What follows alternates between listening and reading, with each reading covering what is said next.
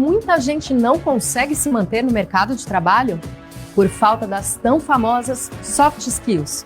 É por isso que na Unicesumar, além de se preparar para a sua carreira, você ainda desenvolve suas competências com o programa Competências em Ação. Aqui, você aprende a identificar e analisar seus pontos fortes e áreas de melhorias, ampliando suas competências em uma formação 360 graus. E quer saber o melhor? Aqui na Unicesumar você acompanha sua evolução em tempo real, por meio do nosso aplicativo de estudos, o Unicesumar Studio App.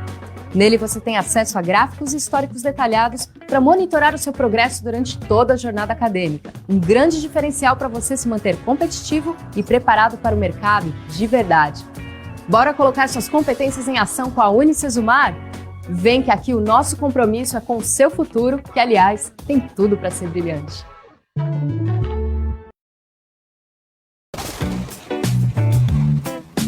Por dentro da bola.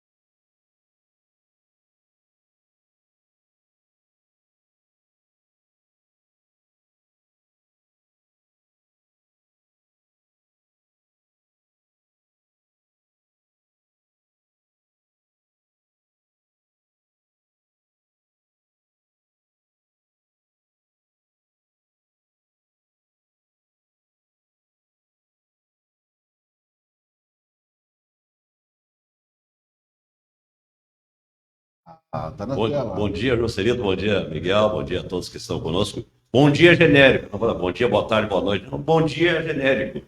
Engloba tudo, né? É isso aí. Tem história, né? Tem história. Agora, muito obrigado pelo convite, sempre à disposição. Eu vou fazer um recal aqui para vocês, ao vivo, porque o idiota deixou a mesa principal, todas as nossas piadas baixo. Então, vamos de novo. Bom dia, boa tarde, boa noite, José. Vamos direto ao assunto. Tá, bom dia, boa tarde, boa noite, Miguel Brambila, e a todos que nos acompanham. Anuncia nossos convidados aí, Joselito Santos. Tá, vamos novamente anunciando os nossos convidados. Como eu disse, é um prazer muito grande estar aqui com dois renomados comentaristas de Caxias do Sul, Marcos Vaz, como eu acabei falando, é uma pessoa que eu trabalhei muitos anos atrás na Rádio São Francisco, eu era operador de áudio à época, e ele como repórter, e hoje um dos mais renomados comentaristas. Então, mais uma vez, muito bom dia, seja muito bem-vindo, Marcos Vaz. Bom dia, é um prazer. Bom dia, Miguel, Joselito. Bom dia a todos. Bom dia, genérico. Não. Legal. Bom dia, legal. Boa tarde, boa noite. Bom dia. É isso aí, não, a nossa pós-audiência. Grande sábado para todos, ótimo final de semana. Muito obrigado pelo convite. E tem história, né? Tem história do rádio. Nossa, tem história. O Joselito, lá nos anos 90, a gente trabalhou na Rádio São Francisco, né? E passado o tempo, hoje ele é narrador. Não sei se chegou a trabalhar de repórter, mas narrador sim, hoje é narrador, né? Então, um prazer estar aqui com vocês. Vamos falar de uma coisa que a gente quase não fala, que é de futebol, do esporte, né? Que legal, sempre é bom. E o outro convidado, como diria Gilberto Júnior, até esqueci de falar, vou usar as palavras do Gilberto Júnior, o craque do coração do Rio Grande e o craque com a bola e o craque com o microfone, Rafael Balgarten também. É um dos mais renomados repórteres. O Marcos eu já conheci, o Rafa eu acabei conhecendo, como se diz, no meio do futebol, a época agora da... na verdade eu conheci ele, acho que foi na época eu fui torcedor camisa 12, se eu não me engano. Mas de qualquer forma, a bola, o futebol, ele nunca vai ser só um esporte. A gente sempre diz isso, a gente sempre traz muitos amigos e tenho certeza aqui que tenho dois à minha frente, tenho uma honra muito grande. Muito bom dia, Rafael Balgarten, seja muito bem-vindo. Muito agradecido pelo convite, saudações a todos, né? Saudações diárias, vespertinas, noturnas, todos. Legal. Joselito, Miguel, Marcos, e certamente aí teremos um bom bate-papo sobre aquilo que a gente costuma falar diariamente e sobre aquilo que foi praticamente aí a minha vida até chegar na Rádio Caxias há 15 anos atrás, onde passei a comentar futebol. Antes jogava, agora comentava. Na Rádio Caxias, na CNT também, domingo à noite. Para mim, uma satisfação estar aqui com vocês. E agora ficou fácil para ele, né? Antes ele jogava, agora ele comenta. Agora ele mete corneta. Agora não é fácil, não é o cruzamento. Agora é ele que mete a corneta e o lateral que não cruza. É isso aí. Que legal. Eu quero dar o registro aqui as pragas da quinta série, né? Porque todas as minhas piadas ruins ficaram fora do programa, ainda bem. Então isso aí, né? Ficou tudo certo. Estamos apresentando o quadro Por Dentro da Bola, em Sabe Caxias, com essas feras aqui do esporte. E nós vamos tratar, é claro, da dupla Caju, essencialmente, não é? Vamos falar um pouco, né? O Joselito vai ser o co-apresentador aqui, vai trazer a pauta, como sempre. E começamos com 5 minutos de programa, agora já estamos em 1 hora aqui, né? Na Unicesumar, do quinto andar. Que legal, Joselito. Vamos ao que interessa, né? Futebol. Vamos lá, vamos começar com a dupla Caju, começando porque eu sempre vou na ordem cronológica do jogo, mas vamos começar pelo Esporte Clube Juventude, que tem assuntos dentro de campo, né? Um grande jogo, uma grande virada diante do Fluminense, em que pese que o Fluminense veio com um time chamado reserva, mas é o atual campeão da Libertadores. Tem uma dificuldade muito grande no Campeonato Brasileiro, uma recuperação momentânea com o Mano Menezes, mas o Juventude demonstrou uma grande força, principalmente em seu segundo tempo. Mas antes eu quero falar de 3 assuntos fora de campo, que são pauta principal, principalmente porque o meia Castilhos, né, o Guilherme Castilhos, está saindo do Juventude sem mesmo estrear. Isso que até foi uma notícia impactante, digamos assim, mas como o Guilherme Castilho não pertence ao Juventude, não é o Juventude quem comanda, é o Ceará, que acabou vendendo para o futebol mexicano. Então o Guilherme Castilho nem estreou, já está saindo do Esporte Clube Juventude. É uma das notícias, depois obviamente os nossos comentaristas e convidados vão falar a respeito do assunto. E infelizmente notícia triste, né, Marcos e Rafa, que é como é que se diz, a lesão tanto do Daniel Peixoto, mas principalmente do Kaique, que para mim é uma das peças fundamentais desse meio campo do Juventude, 8 meses fora. Então é uma notícia impactante. Agora o Jair vai ter que achar um primeiro volante. Na opinião dos amigos. O departamento de futebol vai ter que achar um Também. primeiro volante, né? Também. Bom, nós temos um ponto de concordância a respeito dos reforços do Juventude, e agora se reforça, com perdão da redundância, mas se reforça mais essa ideia, porque perde o Castilho, que veio dentro de um cenário assim, de um jogador de Série A, para reforçar o grupo, para ter mais alternativas, ele sequer estreou e já está saindo. É as novas relações do futebol, não adianta, as relações profissionais que envolvem muito o futebol, né? Então agora, mais do que nunca, o Juventude vai precisar se reforçar. Acho que os jogadores que vieram, vamos olhar um pouco mais o Diego Gonçalves, que entrou muito bem contra o Fluminense, fazendo golaço e tal, mas agora com a saída do Castilho vai ter que buscar um jogador, um jogador que possa suprir, né, a vaga do Castilho. O problema vai ser buscar um primeiro volante. Aonde, quem, e vai ser muito difícil achar um jogador que tenha o potencial que o Kaique mostrou aqui no Juventude esse ano.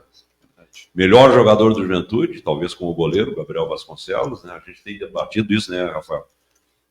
Os dois grandes destaques, do Jadson e tal, do G. Carlos, meio campo é bom, né?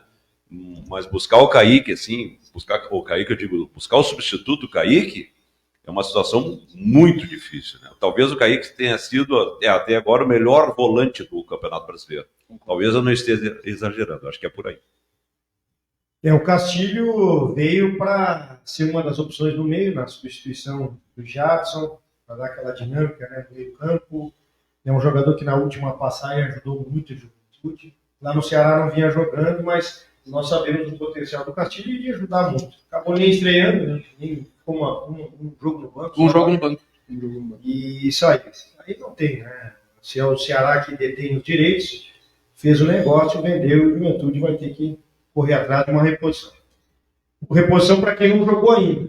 Como era para ser um reforço, acabou não jogando, traz outros.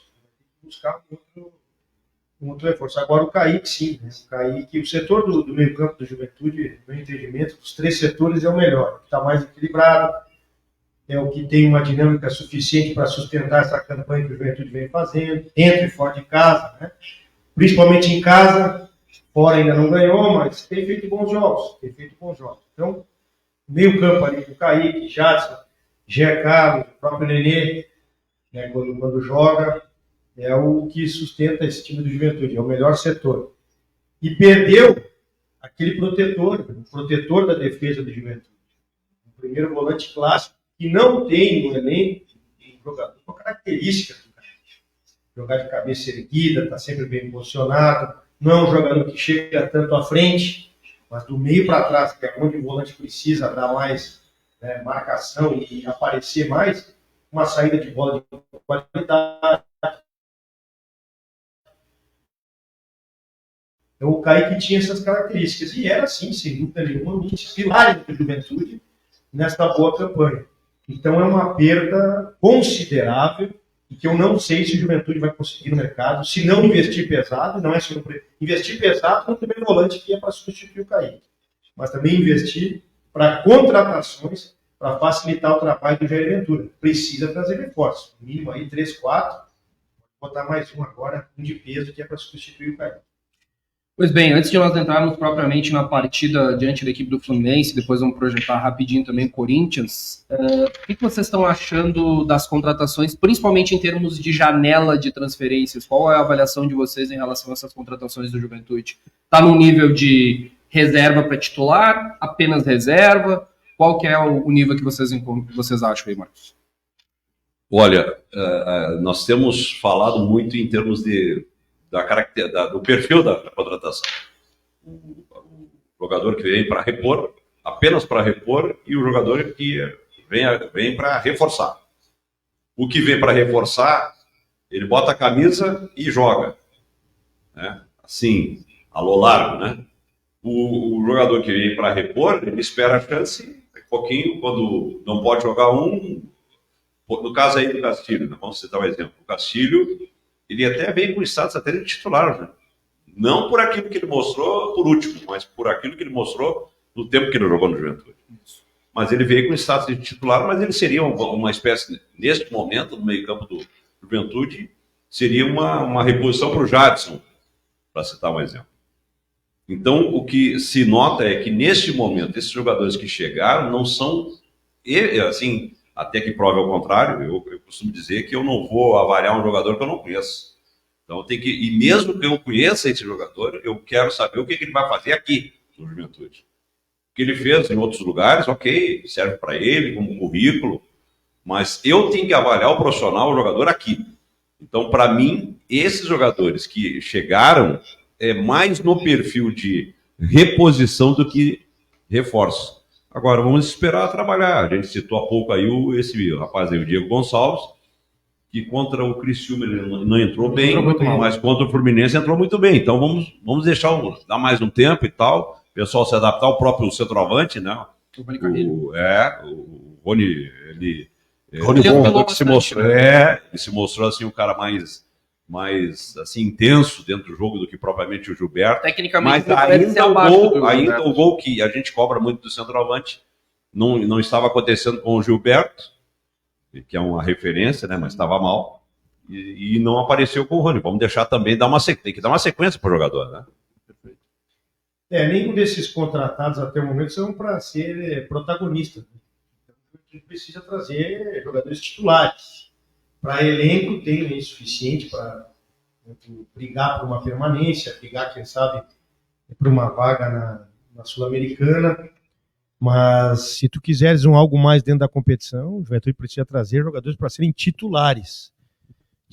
Jogadores que cheguem e treinem, fiquem 1 ou 2 jogos aí no banco para a questão de administrar elenco, administrar vestiário, e já vão para o jogo, né? Ganhem a sua posição em campo, mas com status, né? Com know-how, com papel de protagonista. Pode-se pensar assim, não, mas o Juventude está indo bem, não precisa contratar. Ok, tu vai correr risco também, né? Trazendo também tu vai correr risco, mas tu diminui o risco se tu reforçar a equipe de rebaixar. Tu aumenta a probabilidade de tu ganhar uma vaga na Sul-Americana se tu contratares. Deixando assim, nós vamos ver, o segundo turno é muito mais difícil que o primeiro. Vai exigir mais. E agora tu perde o Kaique, perde também o Daniel Peixoto, que era outro substituto para o meio campo, né? Apesar de não ser muito expressivo, mas era um substituto para o meio campo. Então eu vejo que o Juventude tem que pensar aí rápido e trazer jogadores para ser protagonistas, titulares nesse atual elenco. Perfeito, então depois a gente vai entrar propriamente também, eu quero a opinião de vocês em relação ao elenco total do Juventude, dentro daquilo que tu já falaste, né, Rafael? Mas vamos falar especificamente da partida diante do Fluminense, então. O Juventude gosta da Copa do Brasil e a Copa do Brasil gosta do Juventude, né? Isso é uma frase que eu utilizo bastante também, utilizei na minha abertura de jornada. Porque não é uma frase feita, é algo que acontece de fato. O Juventude, quando estava na terceira divisão, é bom lembrar, em 2016, o Juventude eliminou São Paulo, né? Só foi eliminado pelo Atlético Mineiro, nas quartas de final, se eu não me engano. Então o Juventude gosta da Copa do Brasil, foi campeão em 1999, e existia aquela questão, mas o Juventude tinha a Parmalat. Eu sempre digo que a Parmalat, ela auxiliou o Juventude, não só na questão financeira, ensinou o Juventude a gestão financeira de um clube de futebol. O Juventude hoje é um clube profissional por conta também da gestão da... Essa pescar, né? Exatamente. Porque tu pode ensinar, mas daqui a pouco a pessoa não quer aprender, ok, não vai seguir. Mas o Juventude foi bem ensinado e está muito bem conduzido. Mas essa partida diante da equipe do Fluminense, como eu disse, a equipe do Fluminense não veio com seus principais jogadores, ok. Isso é um ponto a ser colocado. Mas o Juventude joga em casa, com apoio de mais de 9 mil pessoas. Isso é claro que não é o principal, mas é importante sim tu ter 9 mil a favor de você. Qual foi a avaliação de vocês em relação a essa partida do Juventude? Juventude, principalmente no segundo tempo, me pareceu ser... Eu não quero fazer aqui comparações de treinador, porque o Roger Machado já está seguindo o seu caminho. O Jair Ventura ainda... Os próprios treinadores disseram que não é da noite para o dia que tu vai conseguir implementar o seu trabalho. Mas o Jair Ventura, obviamente, tem que começar a colocar a cara Jair Ventura dentro do estádio Alfredo Jaconi, apesar que a minha opinião é que ele tem que fazer um trabalho de manutenção e continuidade, ele não precisa reinventar a roda, fazendo uma analogia do que o Thiago Gomes tem que fazer no Caxias, ou tá fazendo no Caxias. Tem que, muda esquema, muda isso, aquilo. O Jair Ventura não necessita de algo tão drástico. Ele tem que fazer uma manutenção e colocar alguma cara dele. Mas o que vocês entendem, principalmente, dessa partida diante do Juventude e Fluminense? Qual que foi a tua avaliação em relação ao Juventude e Fluminense? Primeiro que o Jair Ventura tinha que dar uma resposta imediata, porque ele vinha de 2 jogos ruins contra o Cruzeiro e contra o Criciúma, aliás, contra o Criciúma muito abaixo até, e perdendo na universidade dentro de casa. Então ele tinha que dar uma resposta, porque já estava assim, já cercava assim uma desconfiança em relação ao trabalho dele. É lógico que não basta só ganhar do Fluminense, porque foi a primeira parte de uma decisão, e lá no Rio de Janeiro vai ser difícil, vai ser complicado. Mas ele deu uma resposta, porque o time ganhou, e ganhou jogando bem, melhor que um adversário, que usou do modismo, que eu chamo modismo de preservar jogadores, porque não sei o quê, porque tem que administrar. Bom, isso é um problema que é o problema do Fluminense, mas muitas vezes até acontece com o Juventude, inclusive com o Caxias já aconteceu. Esse negócio de estar preservando jogadores importantes, sendo que depois tu corre atrás e tu tem que botar os caras para jogar. Isso é um problema do Fluminense. O Juventude jogou bem e teve resultado. O Juventude jogou bem coletivamente e teve jogadores acima da média individualmente. E o Juventude cria uma vantagem jogando bem. Ele criou uma vantagem. Lá no Rio de Janeiro a gente não sabe o que vai acontecer. Mas nessa primeira parte dessa decisão fez o que tinha que fazer. Não inviabilizou, longe disso, não inviabilizou o segundo jogo. E criou uma vantagem que, queira ou não, amplia as possibilidades de uma classificação. Repito, vai ser muito difícil, vai. Aquele segundo gol que o Juventude tomou, meio fora de contexto, pro Juventude, mas pro Fluminense salvou. Melhorou, né? Porque se perde 3-1, o Fluminense realmente, tudo bem, tem qualidade e tal, mas ia ter que correr muito mais lá para reverter o quadro. Então, essa primeira parte está cumprida. O Juventude fez o que tinha que fazer, criou uma vantagem e jogando bem. Foi dos jogos do Juventude sob o comando técnico do Jair Ventura foram o São Paulo, o Cruzeiro, o Criciúma e o Fluminense. E foi a melhor atuação, especialmente pelo segundo tempo. No primeiro tempo até o Juventude teve um pouco mais de volume ofensivo, mas sem acabamento, né? A gente até finalizou mais, jogou mais do campo do Fluminense nesse primeiro tempo. Mas estava perdendo o jogo por 1-0, né? Jogo logo no início, aí o Fluminense conseguiu administrar. E no segundo tempo não, aí o Juventude conseguiu se impor, fez o gol cedo, empatou, virou logo em seguida, aí, com 10 minutos, fez o 3-1, e estava uma tendência de resolver fazer até o 4º gol. Exato. E a expectativa era de sair com 2 gols de vantagem. Um gol de vantagem já é uma excelente situação para ir para o Maracanã. 2 seria quase a confirmação.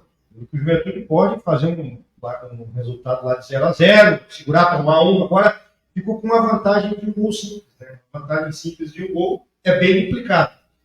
A estratégia do Mano deu, no meu entendimento, totalmente equivocada, de poupar os jogadores, e também o time se encaixado, né? Mesmo com qualidade individual, o Fluminense não parecia que estava conectado na partida. E o Juventude se aproveitou disso. Fez um muito bom segundo tempo.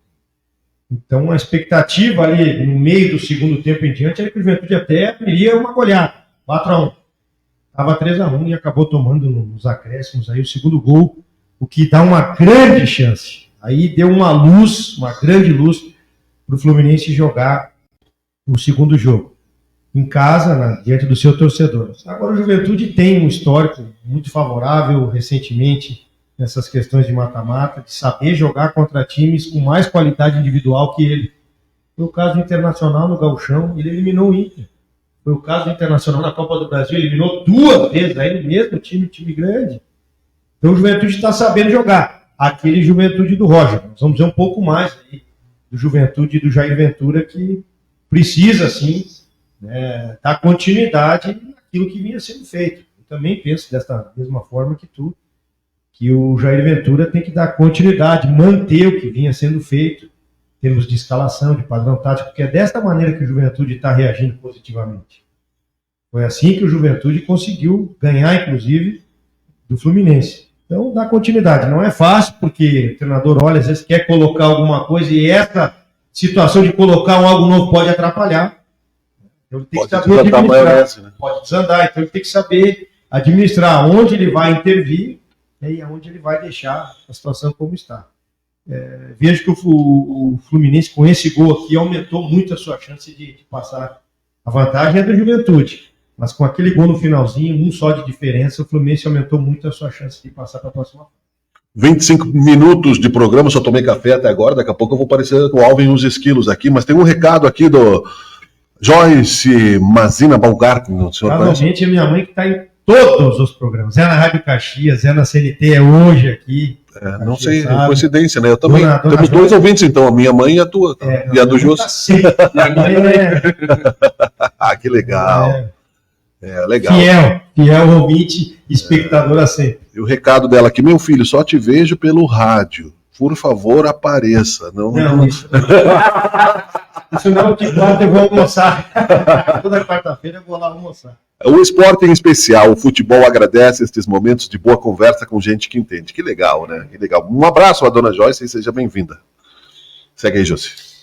Bom, perfeito. Então, falamos mais ou menos do elenco do Esporte Clube Juventude, principalmente no jogo diante da equipe do Fluminense. Vamos projetar ou tentar projetar algo diante da equipe do Corinthians.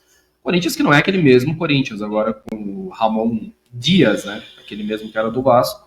Me parece que é um time mais aguerrido, um time que tem um pouquinho mais de sangue nos olhos, digamos assim. Teve uma partida, uma rivalidade muito grande, né, entre Corinthians e Grêmio, até mesmo pelos últimos acontecimentos dentro da Arena Itaquera. Mas o que vocês esperam, principalmente, obviamente, falando do Juventude? O que o Juventude precisa? Vou começar pelo Rafa agora, Rafa. O que o Juventude precisa para sair lá dentro da Arena Itaquera com pelo menos um ponto? Primeiro, no meu entendimento, o Marcos fez essa linha lá no Campo Neto, lá na Rádio Caxias, nós mantemos bastante esses pontos de congruência em relação à manutenção do time. Não joga quem está machucado e quem está suspenso. Porque eu vejo que o Juventude não tem um elenco que tenha, não só o Juventude, muitos times do futebol brasileiro não tem elenco onde, por exemplo, o jogador titular é nota 8 e o reserva é nota 7. Aí tu pode equilibrar. A maioria tem um titular nota 6,5 e um reserva nota 4. Cai muito. Então tu tem que manter, tu tem que dar continuidade de encaixe. Time mediano no futebol brasileiro depende muito do encaixe. E agora tem essa nova, agora não, já que temos para cá, tem essa questão dos treinadores acharem que não pode jogar quarta e domingo. Os teologistas, por viagem, mudou. O futebol ainda parece jogar em 2009 para 2010. Mudou um pouco essa questão de relação da preparação física, fisiologia, né, a parte clínica aí do futebol. O jogo é outro também, está mais rápido, mas eu vejo que tu consegue fazer jogos quarta e domingo com a mesma equipe. Então o Juventude, se puder, o Jair Ventura manter o mesmo time titular, porque é isso que dá encaixe. O Juventude não tem uma grande individualidade que decida. Então, tu tem que estar no conjunto, no encaixe do teu time. E o encaixe só vai dar com repetição. Então, vejo que uma possibilidade é tu manter o time, independente do jogo de quarta. Não joga quem está machucado, quem tem um desconforto maior, desconforto muscular, quem está com dor, de repente não possa jogar. Apesar do atleta profissional jogar com dor também. Sabe, o profissional não tem muito isso.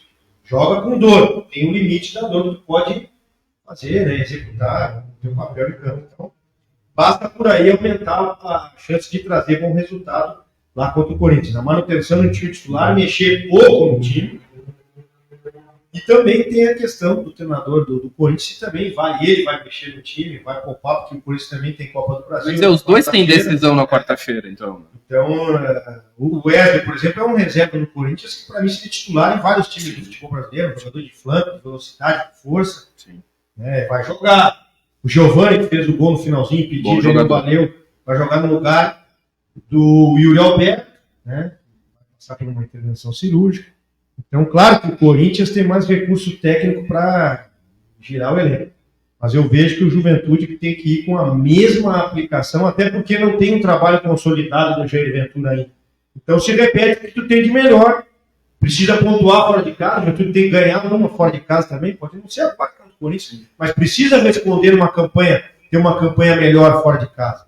Então é uma manutenção do time titular, corda esticada, foco, corda esticada todo o jogo. Não dá para se dar o luxo de pensar em duas situações diferentes.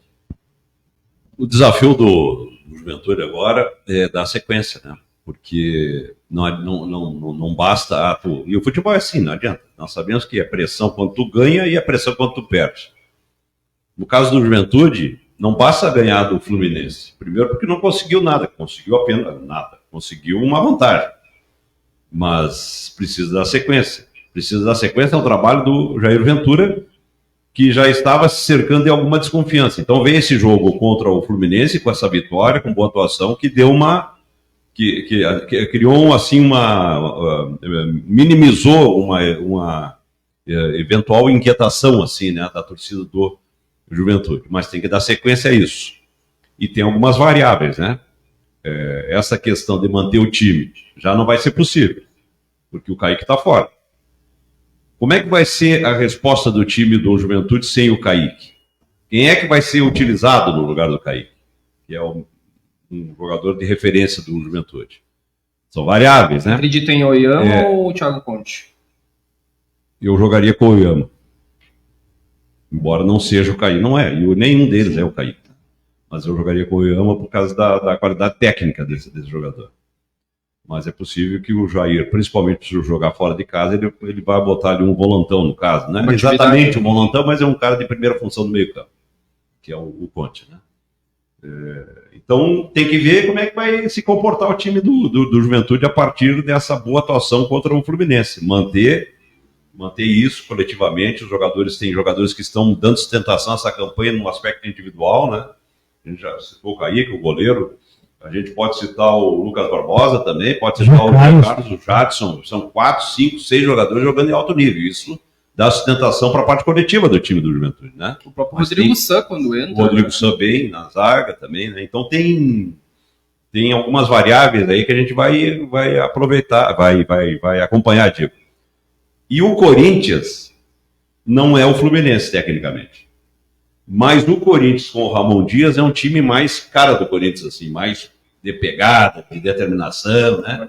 Equilibrou um jogo aí da Copa do Brasil contra o Grêmio, jogando em casa com 1 a menos, equilibrou e quase ganhou do Grêmio com 1 a menos. Então esse também é um perfil de um time que é um grande clube do futebol brasileiro, que não tem lá um grande time de futebol, mas que está resgatando com um novo treinador um perfil que era muito próprio assim do Corinthians. Então tem algumas variáveis. Eu estou curioso para saber como vai se comportar o Juventude a partir dessa boa atuação contra o Fluminense na Copa do Brasil, que é diferente, é mata-mata. Esse jogo contra o Corinthians, boa atuação coletiva e individual. Eu aqui como espectador, mas cadeira honrosa na presença aqui dos vocês que são especialistas, fico pensando justamente o que nós temos conversado, eu e o Joselito, quando estamos eu e ele só, que é não reinventar a roda, que é manter, mas o Vaz traz, eu ia te chamar de Edgar, que é meu amigo querido, né, que me manda bom dia todo dia para ele, aliás, um abraço para ele, que é irmão do Edgar, né, o Marcos, enfim, que é a reconstrução, porque aí tudo bem, tu pode fazer a roda funcionar, mas essa roda vai gastando o pneu à medida que ela vai andando, as minhas metáforas, né, e aí o pneu vai ficar careca, tu vai ter que trocar, tu não vai botar a mesma qualidade, ele vai, né, isso pelo menos, me parece esse dilema agora, não sei. Por isso que eu disse, o futebol é muito continuidade, né? Exato. Quer dizer, esse é um conceito que é meio antigo, acho que o Rafael, porque também o Rafael não é da primeira fervura, você diga isso. Uhum. É um conceito antigo, assim, a relação de continuidade. Uhum. Hoje em dia, quem é que fez isso? O Flamengo do Jesus. Ele não queria saber se o cara estava cansado, se não estava cansado. Como é que ele dizia? Vai descansar quando... Não é que nem o Argel. Não é que nem o Argel, quer dizer, vai descansar quando morrer.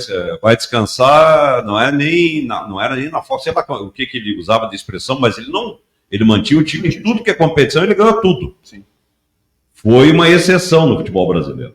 Hoje não. Hoje tu preserva, hoje tu tem jogador que se machuca no treino, tem jogador que se machuca caminhando na rua, tem jogador que se machuca no jogo, tem jogador que cansa, tem jogador que não consegue a intensidade de 70% do jogo, tem que trocar. Né? Então, de um jogo para o outro também, vamos preservar porque o cara vai se machucar. Aí vem o trabalho do fisiologista, do preparador físico, que não dá para usar mas isso... porque ele vai se machucar. Então, essa relação de continuidade, que para mim é um conceito antigo do futebol e que ainda vale, e vale muito para mim, o Juventude está com esse dilema agora, perde o seu principal jogador. E aí, deixa eu acrescentar, então, nessa reflexão para todos nós aqui, nesse sentido, o futebol brasileiro está no limbo para mim. Com toda a tecnologia, há muita delicadeza no atleta. Hoje em dia, vocês que são mais antigos no esporte, o Rafael que é atleta também, enfim. Pergunta para o Rafael o tempo que ele jogava. Isso que ele jogou mais anos 80, 90. No início de 2000 até, 2009, 2010, não tinha preservação, essa questão de... E outra... Os campos ruins, bola ruim, chuteira ruim. E até porque tu queria jogar para tu não dar espaço para quem vinha, né, no banco de reservas, ali, uma pressão para ser titular. Então, tu queria dar continuidade. E dava, porque... E hoje se tem ainda muito mais recursos. Isso sim, na parte de fisiologia, a parte de fisioterapia, da preparação física em si. Tem muito mais recursos do que tinha na época. Né? Hoje tu não sofre tanto para se condicionar. Há tempos atrás tu sofria muito. Então, a mudança para tu te condicionar. Rafael, é comportamento. O cara quer ganhar uma grana preta, mas só joga quando tá afim. Praticamente. Eu joguei uma grana. Mudou muito isso. Muito. Essa questão da preparação física que eu digo, parece que o jogador está sendo preparado para jogar 60 minutos. Uhum. Pois é. Né? Parece que ele está preparado para jogar 45 minutos. Exatamente. E outra coisa, não é uma crítica, eu sempre digo isso, mas eu enfatizo isso, sempre que eu posso. Assim que, como o futebol ele mudou dentro de campo, antigamente se corria 5 quilômetros e tal, 4 quilômetros, hoje corre 11, 9. Não, mas já na minha época já corria 9, já. Hoje pode correr um pouco mais, 11, mas depende da intensidade, só que a intensidade é maior. A intensidade é maior e velocidade. Isso em outras valências, que é velocidade, força e tal, né? Menos técnica e mais força e velocidade. E eu sempre digo que não é uma crítica, porque eu não sou especialista. Agora, na mesma proporção que o futebol, a modalidade evoluiu, a preparação física, no meu entendimento, teria evoluído. Sim. Só o que se vê é um padrão. Exato. Há um padrão aí, sabe? Eu também... Prepara o jogador, ele entra com 15 minutos, ele está com cãibra, e até, às vezes até jogadores jovens, né? Então, sim. E isso eu nunca tive uma explicação assim. O pessoal diz, não, porque nós jogamos hoje, o jogador corre 9 km, 11 km, não sei o quê, há uma intensidade maior, não sei o quê. Mas não são todos que correm 11 km numa partida de futebol. Não são todos. Sim. Então, eu tenho comentado, José, não quero só... A cafeína bateu agora, tá? A gente falou no outro dia a pasteurização. Padronização. Futebol europeu, beleza, é um nível. Jogadaça, os caras jogam muito. Mas parece um jogo de PlayStation. Não tem drible, tu sabe onde é que o cara vai lançar a bola, tu sabe, entendeu? Eu não sei se eu tô errado ou não. A Copa mostrou muito isso, né? É muito Teve jogos assim que tu ia pra frente da televisão com uma expectativa e com todo respeito, umas grandes peladas. Grandes peladas, né? Então, é isso. E a pasteurização, que eu falo sempre, ela está entrando aqui, esse processo aqui no Brasil. Não é nem nesse aspecto da preparação física, porque isso virou padrão. Mas, quem é que ganhou? Quem é que está ganhando quase tudo aí? Palmeiras, Flamengo, Atlético Mineiro nos últimos tempos. Daqui a pouco aparece aí um São Paulo, daqui a pouco pode aparecer um Cruzeiro.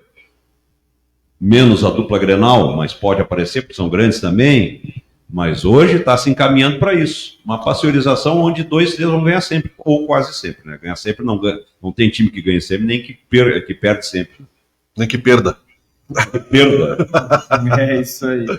Bom, Esporte Clube Juventude encerramos. Quer colocar a vinheta lá? Estamos apresentando, vamos lembrar aqui, ó, que legal, cara, uma audiência legal, tem após a audiência, Nós estamos apresentando Por Dentro da Bola, estendendo o programa com a presença desses bons amigos aqui, o Joselito Santos, ele existe, né, tá com a camiseta do Uruguai. Eu não posso perder a piada de quinta série, que eu deixei o microfone mudo antes, né? Então, quer dizer, não vai me morder. Noivo há 16 anos, né? Quiser dar uma casa para ele casar, para que a noiva... Me ajuda. Né? O Luciano Huck, o homem aqui, né? Atende o homem aqui. Boa. Esses amigos aí né, o Rafael Baumgartner nunca tinha conversado com ele pessoalmente, mas é um prazer tê-lo aqui também no nosso programa, né? O Marcos a gente fala mais vezes, e isso é bom, trazemos conteúdo.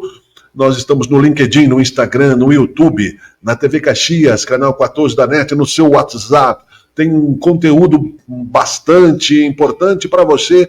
Não se fala mais muito, né, em live, não é live, é ao vivo. Eu consumo muita coisa fora do horário, justamente ajustando meus horários. E hoje é sábado de manhã, só para citar para você, 10 horas e 54 minutos. O tempo está, deixa eu ver, tá bom o tempo, bom com nebulosidade. Diz que amanhã vai chover, Joselito Santos. Então vamos para a vinheta, né, para falar da Acer Caxias. Eu encontrei o PC na SIC segunda-feira, eu disse, PC, ele foi me dar explicações lá, do que foi só 1-0 no final de semana. Cara, 1-0 tá bom, meio a 0 tá bom. Entra com o time, não fui eu que mandei, né? Mas aconteceu praticamente isso no jogo, né? Vamos sem vinheta mesmo, segue baile com Caxias, José. Vamos falar do Caxias. Já te dei a deixa, né? Porque vinheta, né? Sim, sem problema. Vamos falar do Caxias que agora vem se recuperando dentro da Série C. Minha opinião particular, o Thiago Gomes, em termos de resultado, ele já está fazendo muito mais que o Argel, e em termos também de desempenho, ele já está fazendo mais que o antigo treinador. Mas o Caxias, vamos começar também por notícias fora de campo, né? Que são as duas saídas por jogadores que, com todo respeito, não são relevantes. Que nem estrearam, né? Nem estrearam, nem vestiram a camiseta do Caxias. Que é o Samuel Deuner, ele era do Caxias, inclusive, da base do Caxias, né? E ontem a equipe Grenal acabou anunciando a sua saída, e também o Pablo Borja, que acabou apenas jogando o jogo treino. No começo do ano não atuou, acho que nem no Gauchão, não me recordo, eu não me recordo nem do Gauchão.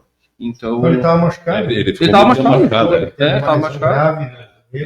Então, minha opinião particular, já começa por aí o erro do Departamento de Futebol do Caxias, porque agora vamos chegando ao mês de agosto, e ao que tudo indica, o Caxias terminará o seu ano, e esperamos que termine o ano agora no final deste mês na Série C, né? Mas essa vitória diante da equipe do Confiança, com perdão da redundância, me parece que deu uma confiança maior para o Caxias, porque o Caxias agora tem 15 pontos, e se eu não me engano, eu não estou com a tabela aqui na minha frente, mas se eu não me engano, o Caxias está a 3 ou 4 pontos da zona do rebaixamento e está a uns 7 ou 8 da zona de classificação. Por que eu falo da zona de classificação? Estou dizendo que o Caxias... Zona de rebaixamento, não. Mesma pontuação. Mesma pontuação.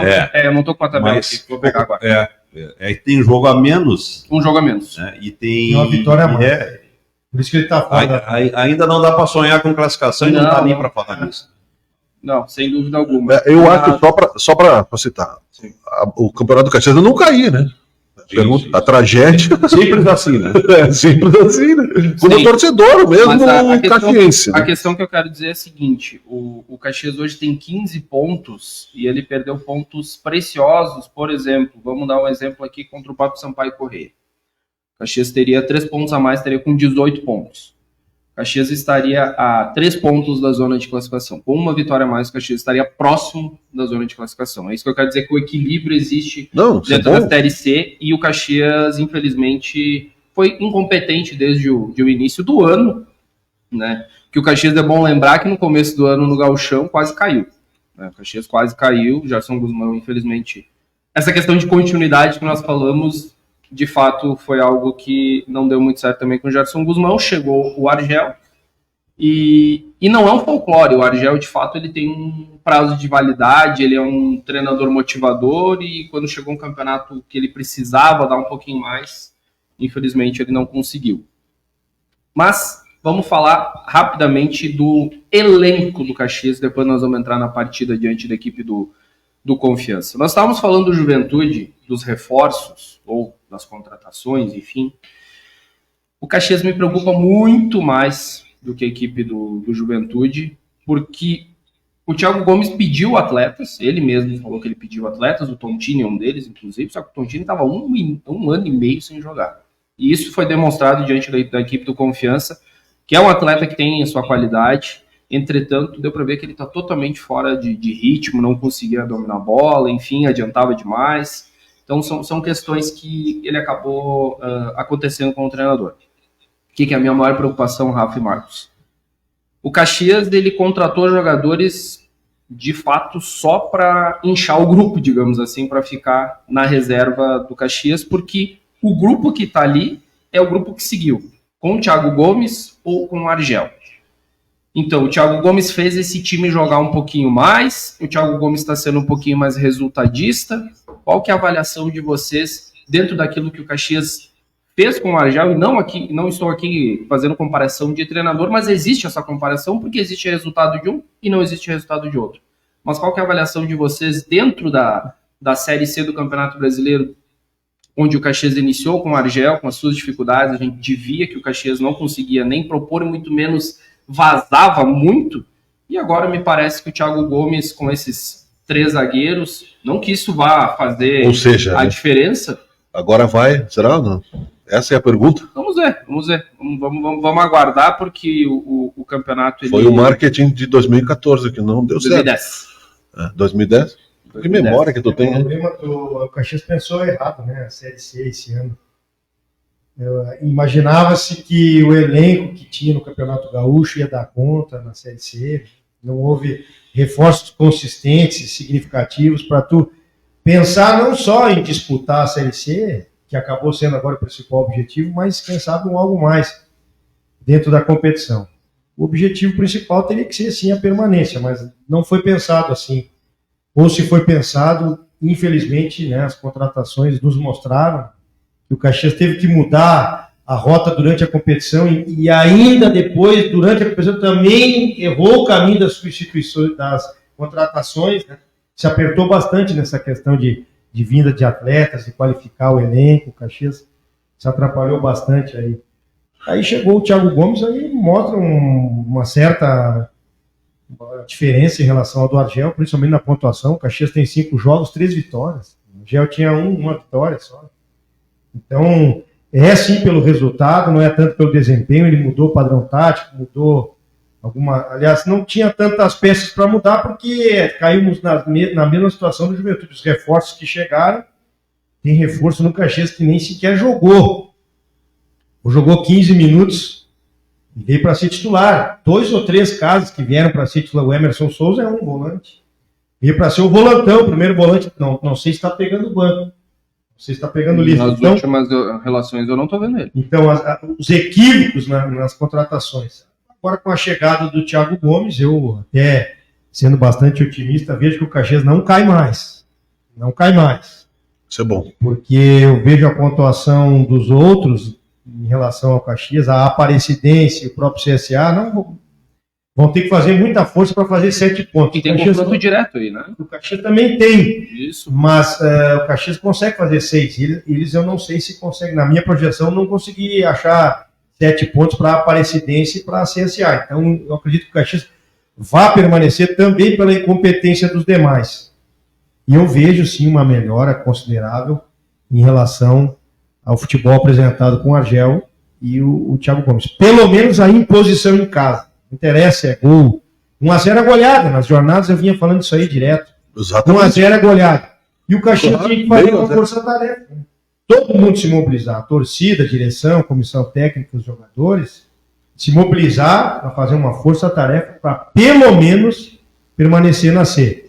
Eu acredito que vão conseguir. Ainda tem mais 5 jogos. A coisa não está definida. Mas aí vai questão de sentimento, de feeling. Eu acredito que o Caxias permanece. E depois que permanecer, né, Marcos? Aí senta para conversar e muda tudo. Muda tudo. Só para acrescentar para tua análise, sim, Marcos, eu não me pedi o segredo, né? Então eu vou falar. Pensei, por ele, teria demitido o Argel antes. Mas é um bate-cabeça aí na direção. Demitir ele depois do jogo contra o Náutico. Contra o Náutico. Mas nessa avaliação macro do Caxias, desde o ano passado, Caxias tem se notabilizado, tem se caracterizado por correções de rota. O ano passado, veio o Tcheco, né? O ano passado o Tcheco substituiu o Thiago Carvalho. Isso aí. Ali não foi uma correção de rota, porque o Thiago Carvalho recebeu uma proposta melhor, vice-campeão gaúcho, foi embora. Aí veio o Tcheco, eu. Aí sai o Tcheco, vem o Gerson Guzmão, nova correção de rota. Porque com o Tcheco não ia a lugar nenhum. Veio o Gerson Guzmão, por incrível que pareça, com talvez o pior time do Caxias, o pior grupo de jogadores do Caxias nos últimos tempos, o Caxias conseguiu acesso para a Série C. Com o Gerson Guzmão, adequando o que ele tinha nas mãos e jogou para o resultado, pragmático, conseguiu colocar. E era isso que interessava. Aí, Gerson Guzmão continuou, por justiça, ele fez um bom trabalho, segue no Campeonato Gaúcho. Não aguentou, nova correção de rota. Chega a Argel Fux, que tirou o Caxias do sufoco, né? Queira ou não, ele fez um bom trabalho, levando o Caxias, inclusive, para a semifinal. Depois, aí segue o Argel para a Série C. Eu acho que dá para repartir a responsabilidade do trabalho dele com o grupo formado e com os dirigentes. E quem contrata, a rigor, são os dirigentes. E sai o Argel e agora vem o Thiago Gomes. Quando o Thiago chega, existia uma luz no fim do túnel e era um trem que vinha de lá para cá, fazendo uma analogia, porque a situação matemática ela ainda permitia que o Caxias pudesse escapar do rebaixamento, mas era uma situação difícil, porque tu não sabia que tipo de reação o grupo ia ter, como é que ia ser conduzido o trabalho do Thiago Gomes. Então ele vem para o jogo contra o Remo, perde da forma como perdeu. Aí ele pega a Aparecidense, que é um time frágil, fez o que tinha que fazer, vitória consistente, ok. O problema é da Aparecidense ser um time ruim, né? Aí vem o jogo contra o Londrina, que era para pontuar, não precisava nem ganhar, pontuar. Perdeu de novo, jogou relativamente bem. Aí veio o São José, ganhou naquele jogo de sobressaltos, assim que a torcida, daqui a pouco tá 1-0 só, daqui a pouco vai tomar um gol, vai empatar o jogo com o São José. Mas ganhou. E veio esse jogo contra o Confiança, que daí sim, eu acho que foi, de todos esses jogos que o Thiago comandou, acho que foi o melhor jogo do Caxias, assim, no aspecto de equilíbrio, de estabilidade. E agora mudou o cenário. Porque se tu olhar os adversários, tu olhando a tabela, tu vai chegar. A primeira coisa, realmente como o Rafael falou, vai ser difícil eles fazerem uma pontuação para evitar o rebaixamento. Né? Tem confrontos diretos. O Caxias está jogando bem. O Caxias criou uma expectativa agora de que, mesmo jogando fora de casa, que até agora não conseguiu pontuar, não conseguiu ganhar, criou para si uma perspectiva positiva de que possa somar pontos fora de casa. Se isso acontecer, já vai tirar um pouco da pressão daqui, ela tem que ganhar os 2 jogos em casa, Ferroviário e ABC. Né? Vai minimizar um pouco isso, se tu buscar pontos fora de casa. Porque daqui a pouco dá uma zebra, tu não ganha em casa, e aí? Né? Então eu acho que o cenário mudou. Agora tem uma luz realmente no fim do túnel, e o Caxias está quase, e o trem saiu. O trem saiu da linha, vindo de lá para cá. Então eu acho que é por aí. Boa. É isso aí. Apenas para complementar o que tu falaste em relação aos jogos, acho que o único erro do Thiago Gomes foi ter poupado o Galvão e o Álvaro diante da equipe do Londrina. Porque não é o momento de poupar. Não é momento de poupar. Eu falo, tu não tem ainda o teu principal encaixe, tu não tá ainda no teu alto rendimento, tá começando a chegar num clube e tem que ter resultado para fugir do rebaixamento, então tem que ir com força máxima, tu não tem espaço, não pode se dar o luxo de poupar ninguém, tem que ir com força máxima todo jogo. Serve no Caxias, serve no Juventude. Isso. E essa questão que tu levantou no início aí, desses jogadores que estão saindo, isso denota a questão da falta de uma... Critério? Eu sei que fazer futebol é difícil, tá? Ser dirigente de futebol é muito difícil. Ainda mais com com no caso do Caxias aí, que tem dificuldades financeiras e tal. Mas assim, daria para trazer jogadores assim, com um pouco mais de criatividade, buscar jogadores e não errar tanto como o Caxias errou. Mas, acima de qualquer coisa, está a instituição Ser Caxias. Depois que terminar, se faz uma avaliação geral e se renova tudo, né? Se começa um novo trabalho para a temporada do ano que vem. Mas agora é força-tarefa para manter o Caxias na Série C. O Caxias sempre tem esse histórico de drama, né? A minha mãe, que tem 80 anos, é sofrimento sempre. Até brinco com ela, mas, porém, acaba dando certo, né? É alentador, né? A análise do Marcos, dizer que o Caxias está jogando bem, está evoluindo. Talvez 1-0 tá bom, não precisa saldo de gol. O Caxias precisa de resultado, né? Agora. A questão de desempenho, ela é aliada ao resultado, mas... Bola pro mato, né, José? Tu tem que ganhar. Agora o Caxias tem que ser um treinador resultadista. E a única... E nesses jogos fora de casa, agora não precisa nem ganhar, só pontuar. Exatamente. Né? São 2 jogos muito difíceis, que é o São Bernardo, que é um... Ou seja, empatar fora. E o Ipiranga, eu acredito que é virtual classificado, porque ele tem jogos a menos. O São Bernardo é G4, né? Ele vai disputar o G4, se classificam 8, ele está na parte... Ele vai buscar a parte de cima, tem time para isso. Tem um bom time. O Ipiranga é confronto regional aqui, né? Então o Caxias aí é que equilibra, lá dá para fazer uma graça. Aí que equilibra, na minha opinião. O Ipiranga bem, tá jogando mais que o Caxias, mas dá para o Caxias fazer uma pontuação lá atrás. No meu dia a dia, eu não gosto do devia, podia, porque tu não vai mudar, né? Passou, né? Não tem o que fazer. Né? Então, quer dizer, o Caxias tinha que ter pensado, mas não pensou. É igual eu sou um cara feio, tá? Encontrei uma modelo bonitaça que topou. O meu pai dizia, não vou cantar, aquela top. Tá? Ela topou. Se prepara para o primeiro encontro. Com todo respeito na audiência, tu não pode broxar, meu.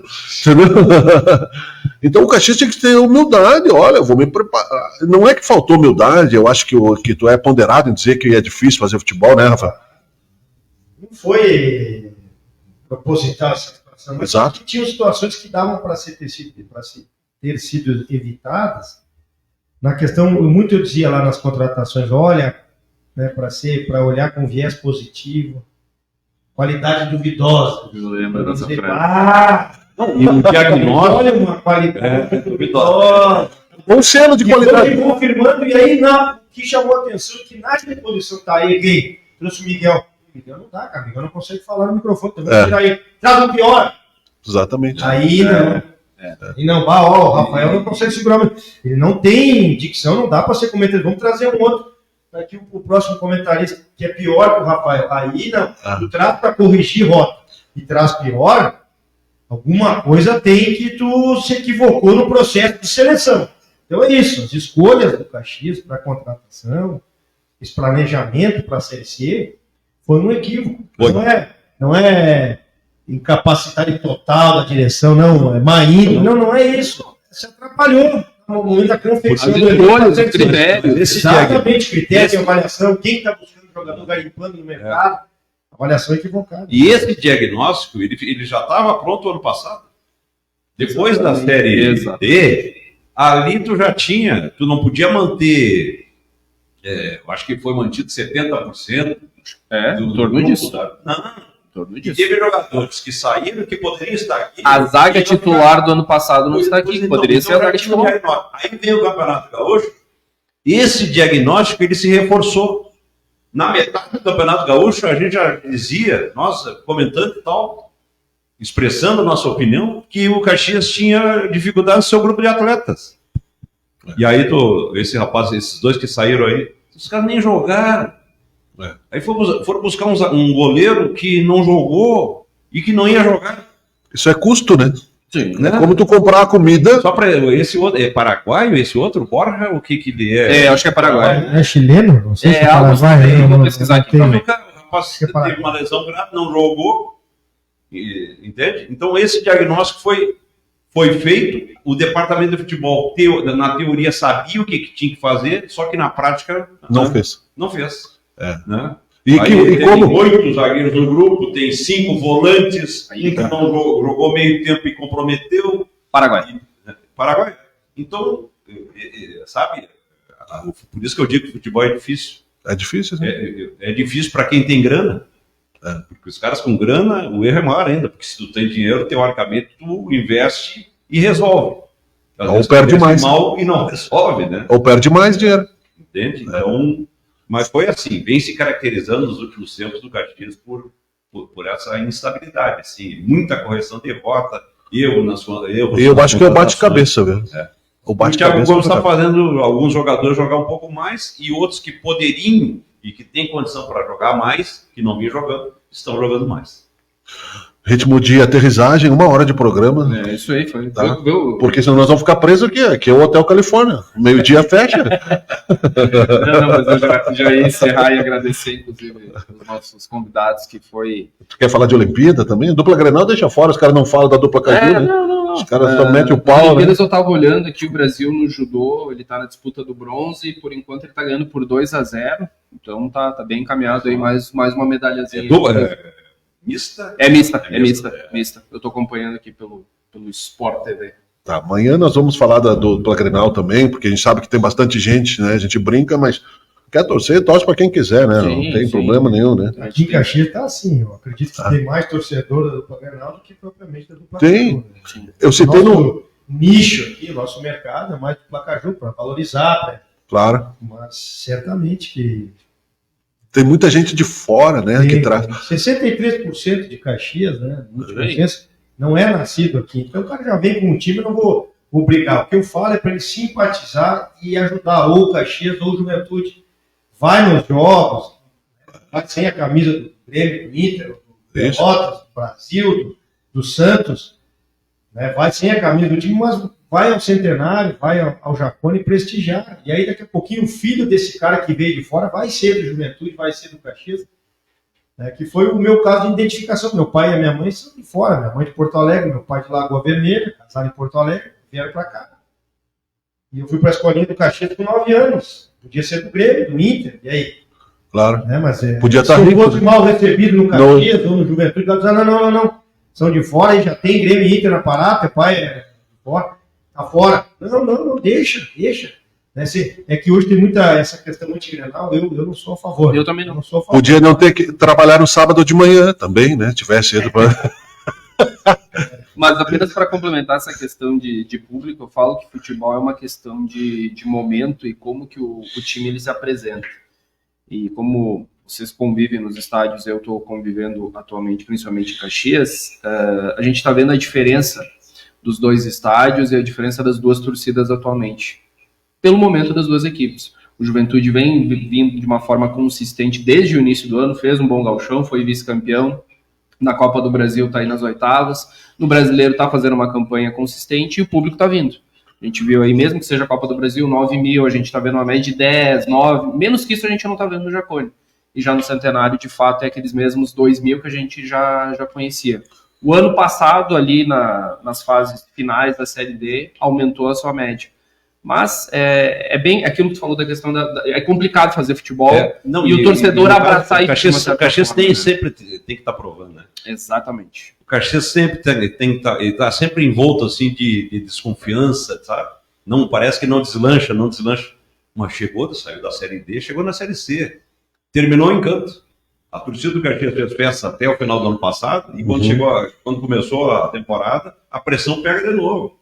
E os erros começaram a acontecer, os problemas começaram a acontecer, né? Mas eu acho que está voltando para os trilhos do Caxias, eu acho que vai conseguir permanecer na Série C. Que legal, é bom para todos, é bom para a cidade, para os dirigentes, para os jogadores que se valorizam, para nós da imprensa. Então. Um dado importante é que o Caxias nunca na sua história, né, Rafa? Tu tá muitos anos, tu jogou no Caxias, nunca na sua história o Caxias conseguiu 5 mil sócios. Nunca antes na história. Então, isso é um dado importante, independente isso de tudo isso. É bom isso. tu lembrar, porque se volta para a Série D...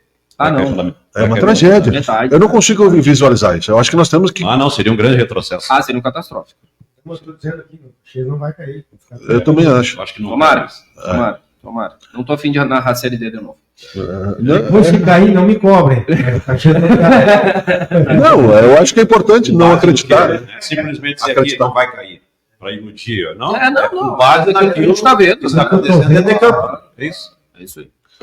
Muito bem, nós estamos chegando ao final do programa Por Dentro da Bola, especialíssimo.